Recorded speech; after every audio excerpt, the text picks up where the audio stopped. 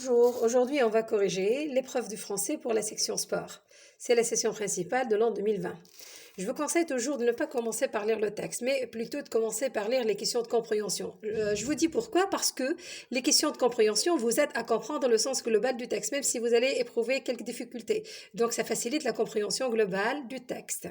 Donc on va commencer par lire les questions de compréhension.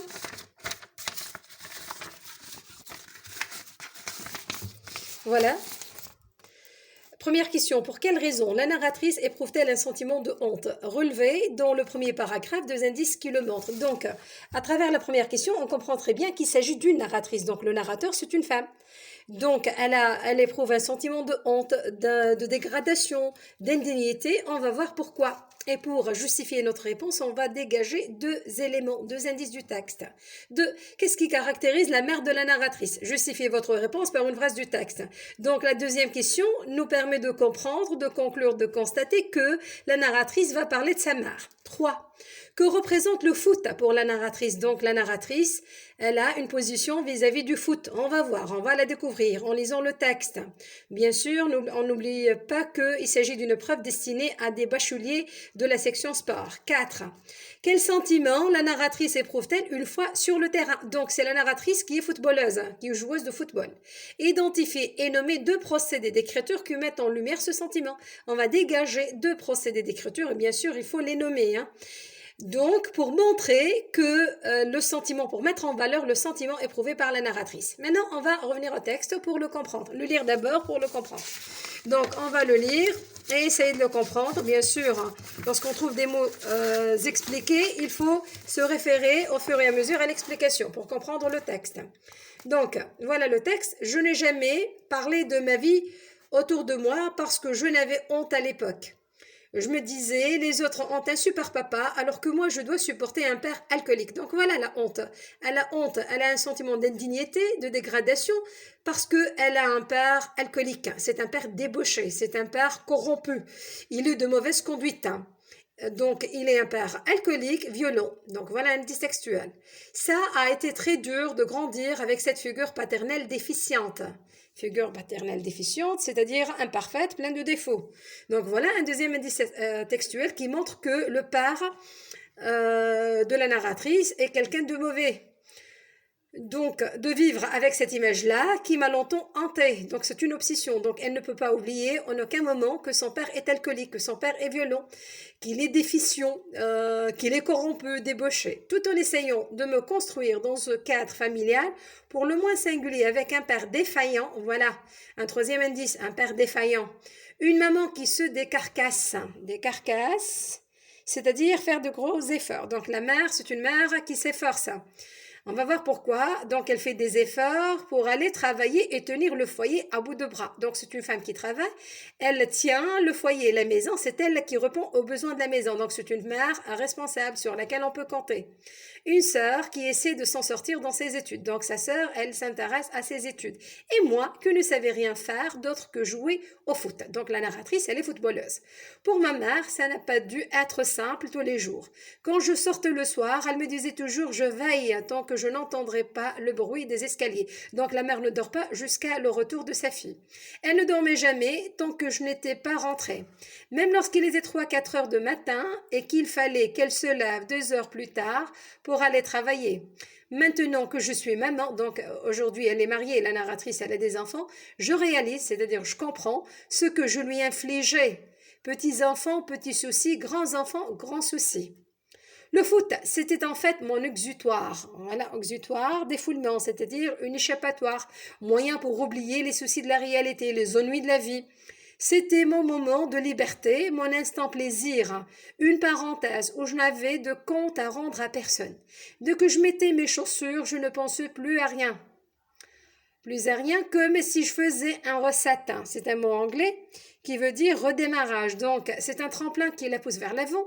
Donc, c'est quelque chose qui lui sert de... donc, le foot l'encourage dans sa vie. Il la pousse vers l'avant. C'est une échappatoire. Donc, j'oubliais tout.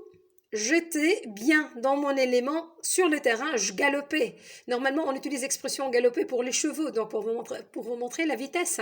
Donc ici, elle s'identifie, c'est une métaphore, donc elle s'identifie à un cheval pour mettre en valeur sa vitesse, son dynamisme, son énergie. Je galopais dans tous les sens.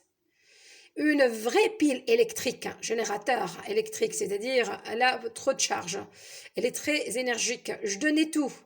Il fallait que j'évacue cette espèce de rage intérieure. Donc, c'est un échappatoire. Elle évacue, elle fait sortir tous ces problèmes sur le terrain. Dès que je posais un pied sur le rectangle vert, c'est-à-dire le terrain supérieur-phrase, j'avais envie de tout dégommer. Dégommer, faire tomber quelqu'un ou quelque chose en l'atteignant d'un tir ou d'un coup, c'est-à-dire éliminer. Donc, lorsqu'elle se trouve sur le terrain, elle oublie tout. J'avais besoin de tout lâcher. Le terrain, c'était le seul endroit où je me sentais utile. Donc voilà, elle se sent importante ici, donc utile. Quand je marquais, j'avais l'impression d'être importante, donc utile, importante, de servir à quelque chose. Tout le contraire de chez moi où j'avais l'impression de n'être personne. Je ne trouvais pas ma place au milieu de parents qui étaient en conflit permanent. Donc il y a des problèmes familiaux. C'est les tensions familiales là. C'était un engrenage infernal là. Ici, elle met en relief les problèmes, les ennuis de la famille. Donc, alors, pour moi, le football, c'était comme si j'étais devant un sac de frappe et que je vidais tout ce que j'avais en moi. Toute cette colère, hein, toute cette rage. Le ballon, c'était mon punching ball. C'est pour ça j'arrivais à faire des choses exceptionnelles, donc utiles, importantes, des choses exceptionnelles. C'est un sentiment de fierté ici qu'elle éprouve.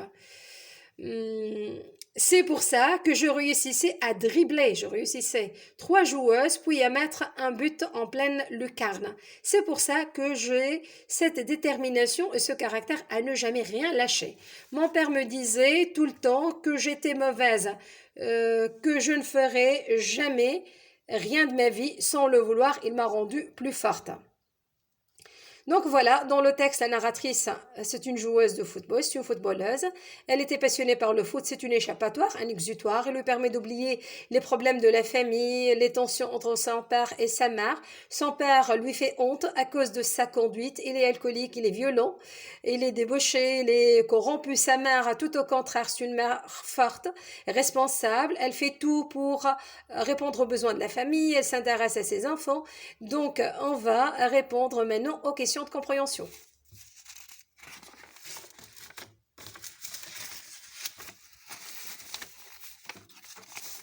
Première question. Pour quelle raison la narratrice éprouve-t-elle un sentiment de honte relevé dans le premier paragraphe? 2 indices qui le montrent. Déjà, on doit se référer. Donc, la question nous aide à nous référer. Donc, dans le premier paragraphe. Donc, pourquoi elle éprouve un sentiment de honte? Voilà, je reviens. Premier paragraphe. Voilà, le premier paragraphe de la ligne 1 jusqu'à l'espace ici, jusqu'à la ligne 9. Voilà le premier paragraphe. Donc, juste au début, je n'avais pas parlé de ma vie autour de moi, parce que je n'avais honte à l'époque. Voilà l'explication.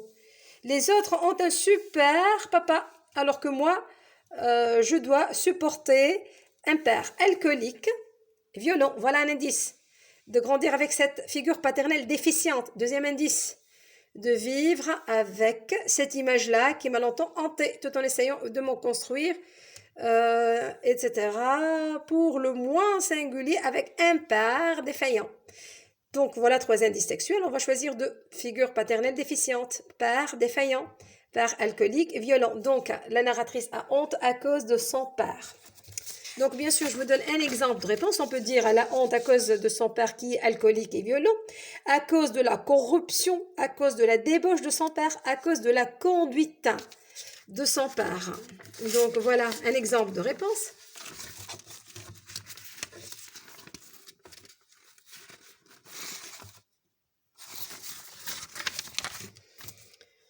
La narratrice éprouve un sentiment de honte à cause de la conduite de son père. Voilà, je choisis une figure paternelle. Donc, j'ai donc donné les deux indices textuels. Juste, j'ai mis deux points et j'ai ouvert les guillemets. Une figure paternelle déficiente, un père alcoolique violent. Je peux aussi citer,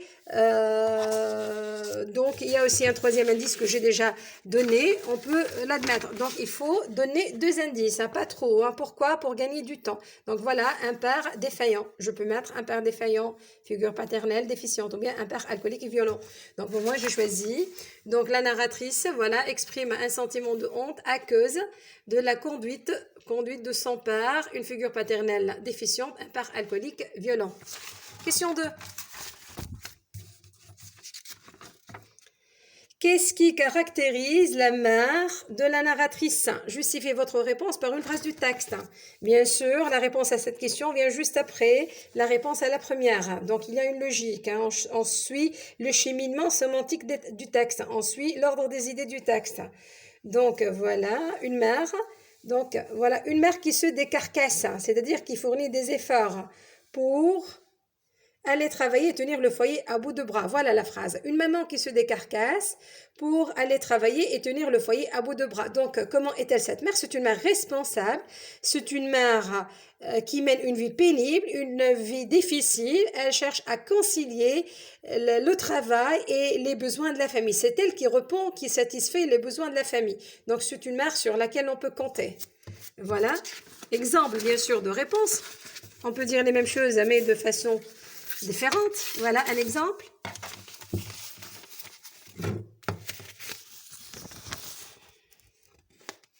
La mère de la narratrice est une mère responsable. La mère de la narratrice est une mère responsable, une mère sur laquelle on peut compter. Voilà, je peux dire à la phrase qui le montre et, ou bien je peux directement donner la justification juste après deux points et j'ouvre les guillemets. Une maman qui se décarcasse pour aller travailler et tenir le foyer à bout de bras. On passe à la troisième question. Voilà. Que représente le foot pour la narratrice? Donc, on va parler de la narratrice en rapport avec le foot. Voilà, le foot, c'était en fait mon exutoire. Donc, on peut dire le foot, c'est un exutoire pour la narratrice. Le foot, c'est une échappatoire pour la narratrice. Donc, il aide à fuir sa condition. Elle échappe à sa condition. Elle échappe à une réalité insupportable. Elle s'évade de la réalité. Elle oublie, elle fuit les problèmes familiaux grâce au foot. Donc, c'était son exutoire. Donc, c'est un moyen de défoulement. On peut dire aussi c'est une échappatoire. Voilà, donc la réponse à la question.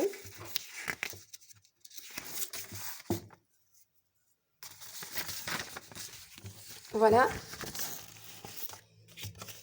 Question 3. Pour la narratrice, le foot représente un exutoire. Je peux mettre exutoire entre guillemets, hein, parce que c'est un mot tiré du texte. Hein. Je peux le mettre, ou bien je dois même le mettre entre guillemets, parce que c'est l'expression utilisée dans le texte. Hein. Donc, je mets exutoire, donc ça, j'ai pas de stylo maintenant, donc je mets exutoire entre guillemets, parce que je cite le texte. Une échappatoire, donc un moment de liberté pour elle, de plaisir et de soulagement. Donc ici, j'ai interprété pour avoir ici la totalité de la note, c'est pour la qualité de la réponse, mais on peut se suffire à la réponse. Pour la narratrice, le foot représente un exutoire, hein, une échappatoire. Donc, j'ai interprété, donc, à la suite, donc, je me réfère au texte, voilà, le foot, c'était, en fait, mon exutoire, c'était, voilà, elle explique, c'était un moment de liberté, mon moment de liberté, mon instant plaisir, une parenthèse où je n'avais de compte à rendre à personne. Donc, ici, il y a une énumération, elle énumère les bienfaits du foot pour elle. Donc c'est un exutoire. Pourquoi c'est un exutoire? C'est un défoulement parce qu'elle se sent libre et elle éprouve du plaisir. Donc le foot pour elle c'est un exutoire et c'est un moment de liberté, un moment de plaisir. Donc moment de liberté et moment de plaisir, c'est l'explication de l'exutoire. Donc ce sont les effets et les profits qu'elle tire de cet exutoire. 4. Quel sentiment la narratrice éprouve-t-elle une fois sur le terrain? Identifier et nommer deux procédés d'écriture qui mettent en lumière ce sentiment. D'abord, il faut faire attention, hein. Donc, procédé, c'est pas figure de style. Si je dis procédé, c'est l'ensemble. Figure de style, c'est un élément. Donc, procédé d'écriture, je peux chercher un champ lexical, je peux parler du type de vocabulaire, ou bien je peux utiliser, chercher une figure de style. Donc, c'est plus facile lorsqu'on vous demande un ou bien des procédés d'écriture. C'est plus facile. Parce que pour certains élèves, c'est leur bête noire, les figures de style. Donc, ils peuvent chercher une solution de facilité. Ils peuvent chercher tout simplement le champ lexical, ou bien le type de vocabulaire. Vocabulaire mélioratif, c'est-à-dire positif valorisant, ou bien tout au contraire, péjoratif, dévalorisant. Donc, lorsqu'on vous demande les procédés, c'est plus facile. Donc, on peut chercher un champ lexical. Ici, on va parler du sentiment éprouvé par la narratrice une fois sur le terrain. Donc, on va le dégager à travers les lignes. Donc, on cherche quand est-ce qu'elle commence à jouer. Donc, sur le terrain, voilà, l'indice textuel sur le terrain nous permet de nous référer.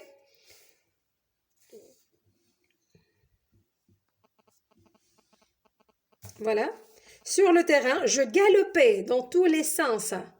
Une vraie pile électrique. Donc sur le terrain, elle se déplace dans tous les sens, elle se déplace rapidement.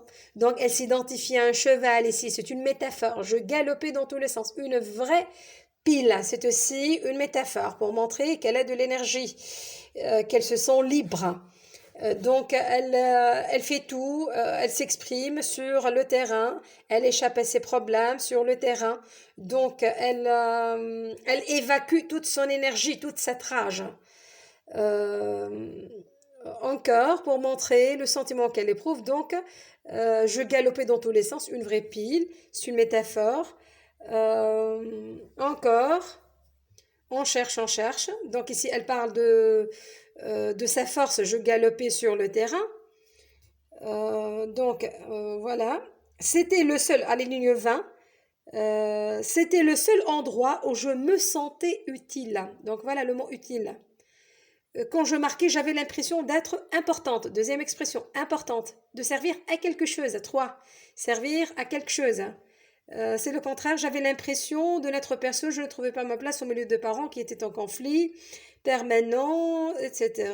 Donc, lorsque j'arrivais à faire des choses exceptionnelles, c'est pour ça que je réussissais. Donc, voilà 5 expressions. Utile, importante, me sentais utile, important, servir à quelque chose, chose exceptionnelle, réussissez. Donc voilà le champ lexical ici de la fierté. Donc se trouvant une fois sur le terrain, donc elle ressent de la fierté, elle se sent utile, importante. Donc c'est un sentiment, elle ressent de la fierté. Elle éprouve de la fierté. Voilà, on peut dégager le champ lexical de la fierté. Donc chose exceptionnelle, réussissez, importante, utile, servir à quelque chose. Donc au moins on dégage 4 expressions, hein, pour former un champ lexical. Qu'est-ce qu'on peut, on cherche, donc voilà un procédé, on va chercher un deuxième. Voilà, quand je marquais, j'avais l'impression d'être importante, de servir à quelque chose. Voilà, être importante, servir à quelque chose, c'est une énumération. Donc on a juxtaposé des groupes, des infinitifs. Donc servir, je cherche être, d'être, de servir. Donc, être importante, servir à quelque chose. Voilà l'énumération. Donc, on sépare les deux éléments qui forment l'énumération par virgule. Donc, voilà, je peux dégager aussi l'énumération. J'avais l'impression d'être importante, de servir à quelque chose. Comme je peux aussi dégager la métaphore, je galopais dans tous les sens. Elle s'identifie à un cheval. Donc c'est une image positive, améliorative, valorisante. C'est une métaphore qui valorise la présence de la fille sur le terrain. Une vraie pile électrique. Ce sont deux métaphores hyperboliques. Il y a de l'exagération aussi. Je galopais, donc je me déplaçais dans tous les sens, à toute vitesse, dans tous les sens, tout. L'exagération, une vraie pile. Donc ce sont deux métaphores hyperboliques. Donc, je vous donne un exemple de réponse pour ne pas trop tarder sur la question. Voilà, exemple bien sûr de réponse. 4. Une fois sur le terrain, la narratrice éprouve ou bien ressent un sentiment de fierté. Pour mettre en lumière ce sentiment, pour le mettre en valeur, l'auteur à la fin E, hein, parce que l'auteur c'est une femme, voilà. Donc Marinette c'est une femme, donc l'auteur à la fin E. L'auteur recourt, c'est-à-dire utilise, on dit recours à plusieurs procédés d'écriture dont ton site, ou bien dont directement je peux dire dans le champ lexical de la fierté. Il faut nommer le champ lexical, hein, il faut lui accorder un titre, un nom. Donc, me sentais utile, être importante, faire des choses exceptionnelles, je réussissais. Donc, 1, 2, 3, 4. Donc, au moins 4 expressions. Et l'énumération, quand je marquais, j'avais l'impression d'être utile, de servir à quelque chose. Voilà, je soulignais l'énumération. Je peux aussi dégager les métaphores hyperboliques hein, que je viens d'expliquer. On passe maintenant à la partie 2. C'est la partie essai. Voilà l'essai. Mon père me disait tout le temps que j'étais mauvaise, que je ne ferais jamais rien de ma vie sans le vouloir. Il m'a rendue plus forte, affirme la narratrice. Pensez-vous que les difficultés rencontrées dans le passé puissent être une force pour l'avenir? Vous développerez votre point de vue en vous appuyant sur des arguments, des exemples précis. Donc, je vous conseille d'abord d'oublier toujours la citation. Hein. Voilà. Lorsque j'étais élève, j'oublie toujours la citation. Oubliez la citation, commencez ici votre sujet. Pour ne pas tomber dans l'erreur de raconter ou bien dans l'erreur de résumer le texte. D'accord? Il y a plusieurs élèves qui tombent dans l'erreur du résumé. Ils vont résumer le texte ou bien ils vont raconter une expérience personnelle. Donc, pour éviter ce type d'erreur, donc commencez à lire à travers la question, à partir de la question. Oubliez l'affirmation. Donc voilà, je commence mon essai à partir d'ici. Pensez-vous que les difficultés rencontrées dans le passé puissent être une force pour l'avenir? C'est-à-dire, est-ce que le problème, est-ce que l'échec amoureux sentimental, l'échec scolaire, l'échec professionnel dans le domaine du travail, l'échec familial ou autre, n'importe quel type d'échec, de difficultés, de problèmes, d'ennuis qu'on rencontre dans la vie, dans le passé, puisse être une force pour nous pousser, pour se reconstruire, pour se refaire. Vous développerez votre point de vue en vous appuyant sur des arguments et des exemples précis. On demande votre point de vue. Vous avez le choix ici. Hein. Vous pouvez opter pour une position catégorique, c'est-à-dire une position absolue. Vous pouvez choisir la position pour. C'est-à-dire, oui, les difficultés nous permettent de nous reconstruire, de progresser, de nous refaire. Ou bien, vous pouvez aussi opter pour la position contre. Vous dites non, les difficultés nous entravent, c'est un obstacle. Ou bien, troisième possibilité, c'est le plan concessif, hein, c'est-à-dire pour et contre, thèse, antithèse, c'est-à-dire vous pouvez dire oui, dans certains cas, pour certaines personnes, les difficultés c'est un tremplin, pour d'autres non, c'est une entrave. Pour moi, j'opte toujours pour les solutions de facilité, je veux dire oui, c'est la position pour, et je vais nuancer dans la partie conclusion. Donc je veux dire oui, les difficultés, il faut avoir une vision optimiste, hein, il faut être optimiste, il faut avoir de l'espoir. Donc les difficultés nous permettent de nous reconstruire, de nous refaire, c'est une force pour l'avenir. Mais dans la conclusion, je vais nuancer, mais je veux dire, pour certains, il faut faire attention, hein, c'est pas le cas pour toutes les personnes. Pour certains, c'est une obsession parfois, c'est une hantise, donc ça les entrave et ne le permet pas d'avancer. Donc il faut faire attention. Dans la conclusion, je veux dire ça, il faut faire attention pour ne pas s'enfermer, hein, s'enfermer dans le passé, dans les problèmes du passé. Donc on va voir avec l'essai. Voilà, c'est un exemple d'essai. Bien sûr, il faut avoir 3 parties. L'introduction, un seul bloc, un seul paragraphe, presque de même volume, de même longueur que la conclusion. Il faut avoir un plan beau à voir. Hein. Il faut respecter le plan. L'alinéa, je laisse toujours l'espace. Je saute une ligne. Donc, les connecteurs, il faut les utiliser. Donc, pour l'introduction, toujours, on peut dire 2 ou bien 3 parties. Donc, 3 parties, c'est-à-dire, je pars d'une idée générale, je présente le sujet et je pose une question. Ou bien, la première et la deuxième question peuvent se résumer en une seule partie, c'est-à-dire le constat, l'idée générale et en même temps la présentation sujet, puis la problématisation. Je dois présenter ma problématique, hein, soulever le problème à l'aide d'une question. Voilà. Un exemple, la vie présente une lutte. C'est un constat général. On sait toujours que depuis longtemps, la vie, c'est l'existence. La vie présente une lutte. des épreuves, des examens qu'on peut réussir ou rater. Voilà la vie. À ce propos, à ce sujet, voilà, je vais donner le sujet. Donc, je suis partie d'un constat d'une idée générale. La vie, ce sont des problèmes, ce sont des épreuves, des examens, des épreuves. On peut les réussir ou bien les rater. À ce sujet, à ce propos, certains pensent que les problèmes de la vie ne doivent pas nous dérouter, ne doivent pas présenter un obstacle, tout au contraire. Ainsi, tout au contraire, c'est-à-dire, elles doivent nous pousser vers l'avant. Ainsi, alors, donc, les difficultés rencontrées dans le passé peuvent-elles nous aider à mieux réussir notre avenir? Donc, toujours, je change les mots pour avancer dans le sujet. Donc, c'est une force pour l'avenir, mieux réussir notre avenir, se reconstruire, se refaire. Donc, je change toujours les mots par leur synonyme contextuel pour avancer. Voilà, je saute une ligne. Voilà, certain. Donc, c'est-à-dire, c'est clair, c'est certain. Voilà, je fais le rappel de la thèse. Certes, du point de vue que je veux discuter, que je veux défendre, certes, les difficultés font partie, c'est la position pour, je suis avec le sujet. Donc, certes, les difficultés font partie de l'existence humaine. Tout le monde sait que pas d'existence sans problème, sans difficulté. Pour cela, on doit en profiter. Il faut profiter, tirer profit des difficultés pour progresser. En effet, voilà la justification. Donc, j'utilise en effet pour relier l'argument 1 à la thèse. En effet, j'explique. Franchir, c'est-à-dire dépasser les problèmes, les obstacles. Donc, j'ai utilisé déjà le mot difficulté pour avancer. J'utilise maintenant obstacle. Franchir les obstacles de la vie est une occasion pour apprendre. C'est une source d'apprentissage. Donc, voilà la première idée. Les difficultés nous font avancer. Pourquoi? Parce que, de 1, les obstacles, c'est une occasion pour apprendre. On apprend de l'erreur. Donc, les erreurs et les échecs sont des leçons permettant de progresser. Donc, ce sont des leçons. On apprend la vie avec l'échec, avec les difficultés. Par exemple, voilà, je cite un exemple, j'introduis un exemple plutôt. J'utilise l'expression par exemple. Les meilleurs athlètes, je parle de l'athlétisme parce qu'il s'agit d'un sujet adressé aux bacheliers de la section sport.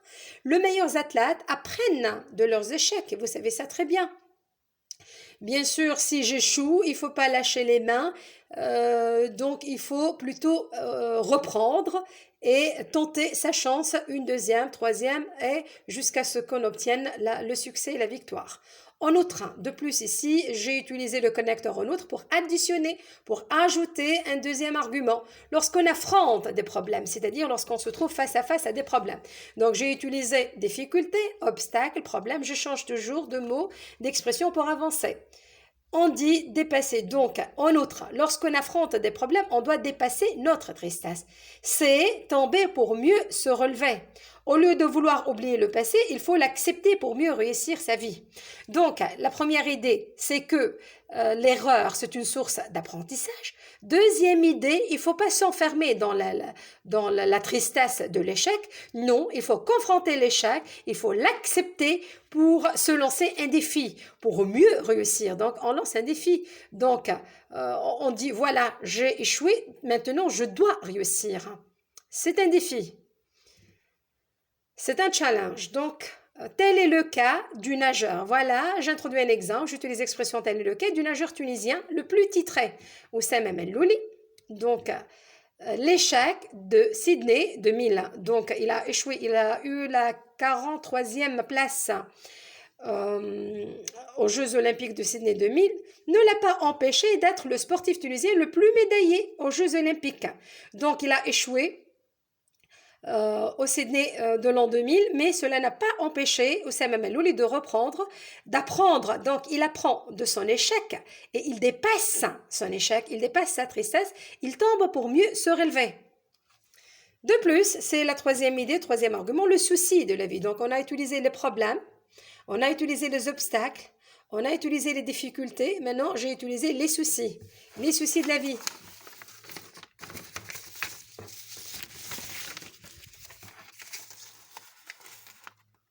Les soucis de la vie doivent nous ébranler, ne doivent pas, ici, voilà.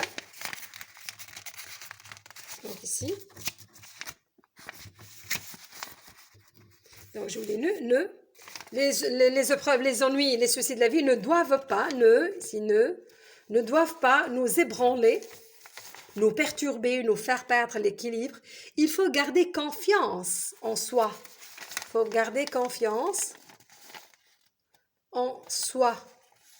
Ainsi, donc, alors, l'échec amoureux. Donc, ainsi, je peux l'utiliser pour introduire un exemple. Ainsi, l'échec. Donc, première idée, on a dit que l'erreur, l'échec, source d'apprentissage. 2, il ne faut pas s'enfermer dans la tristesse, il faut dépasser la tristesse. Tomber pour mieux se relever, pour progresser. Donc, 1, l'échec, les problèmes, source d'apprentissage. 2, source de progrès et de développement. 3, elle ne doit pas nous faire perdre l'équilibre, tout au contraire. Il faut garder confiance en soi. Ça nous donne de la force. Ainsi, c'est de l'expérience. On gagne de l'expérience dans la vie. Donc, 3 idées. 1, première idée, donc les problèmes, source d'apprentissage. 2, source de progression. 3, source d'expérience et d'expertise. Ainsi, l'échec amoureux, les mésaventures amoureuses, scolaires, professionnelles, le domaine du métier ou autres, l'échec nous permet, dans le sens large du mot échec, nous permet de gagner de l'expérience pour prévenir, c'est-à-dire éviter les problèmes familiaux, personnels, professionnels, toutes sortes de problèmes. Donc voilà. Bref, donc je saute une ligne, je respecte la ligne, je laisse un vide ici pour montrer le début de la conclusion. C'est un seul bloc, un seul paragraphe, presque de même volume que l'introduction. Bref, je peux utiliser pour conclure, par conséquent, en conséquence, en conclusion, d'après ce qui précède. Par exemple, j'ai choisi l'expression bref. Donc, je fais le rappel de la thèse. Et puis, je fais une ouverture. Donc, s'il y a un problème, il faut le résoudre. Donc, il n'est pas possible pour un homme de se constituer sans le passé. Voilà. Donc, je fais à la fois le rappel du sujet, c'est-à-dire de la de la thèse, c'est-à-dire on a un passé malheureux, est-ce qu'on va le dépasser, est-ce qu'il va présenter pour nous une force ou bien non, un obstacle. Donc voilà, j'ai répondu, j'ai dit, donc toute personne a un passé, toute personne a des problèmes dans le passé, mais il ne faut pas le